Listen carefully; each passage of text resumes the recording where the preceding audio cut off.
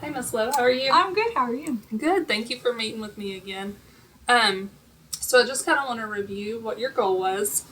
We said that we were going to use Microsoft Word or a Google Doc or a Nearpod to create a written response in a timed manner for students to practice for the Georgia milestones. We were going to integrate writing into other content areas as well. So with all that in mind, what's on your mind? Well, I'm glad you asked. We are currently working on this unit, and so what's on my mind after yesterday's lesson is there's still more work to be done.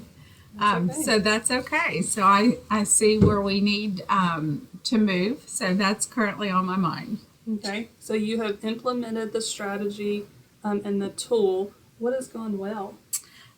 Utilizing the computers to practice typing. I have noticed that we do have it in Nearpod, the written task and the articles, and then they're utilizing the Google Doc so that they can tab in between the two, and so that the Google Doc will save.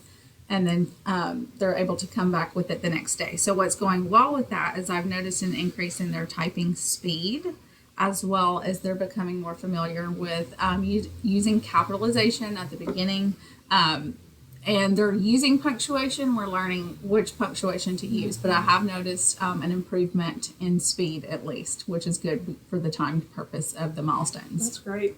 The punctuation piece, that's ongoing. Yes, tricky. Yeah. So what are you seeing that shows that this strategy is successful? In a small group that I'm currently serving, I noticed I gave them some independent time with the task. So before any guided instruction to see what they could take on their own, I noticed that 25% of the students could do that independently, took on the task, was able to restate main idea, include evidence. So 25% of the students took that task on independently.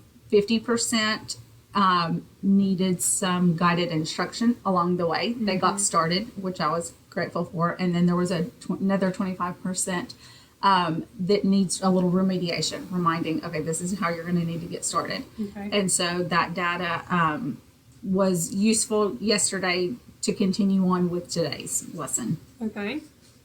What did you learn from implementing this strategy? Test prep readiness. So using this strategy, just kind of reinstating the importance of ongoing utilizing computers, Google Docs, typing, Nearpod throughout the year, so that you can be consistent for structure, so that they are prepared. Yeah. What roadblocks are you running into?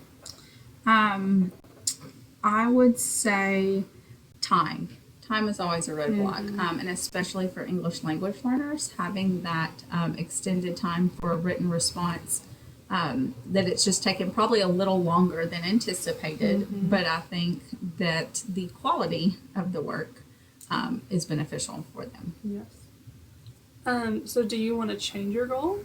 I don't think so. I think it's a good goal. I think it is geared towards where they need to be for grade level and for being test prep readiness. Of course, you don't teach to the test, but you want them to be able to be prepared for what they're expected to do. Yeah. Do you want to keep using this strategy as it is? Or do you want to choose a new tool or new strategy? I think it's working. Okay. And I think consistency is key. So I do like using the Nearpod and Google Docs, and the Nearpod is like uploading the writing task so that it's the same format. And so I think consistency is key. Okay. When should we meet again? I would say we have GMAP coming up tomorrow. So I think it would be a good time, maybe after GMAP within the next month, to follow up, as I have seen their progress through what they've completed on the test, as to finishing our informational piece. We started with main idea, and so they're working on an informational piece now currently. So after they finish that, we could reconvene. We're hoping they take on this strategy in the GMAPs as well. Yes.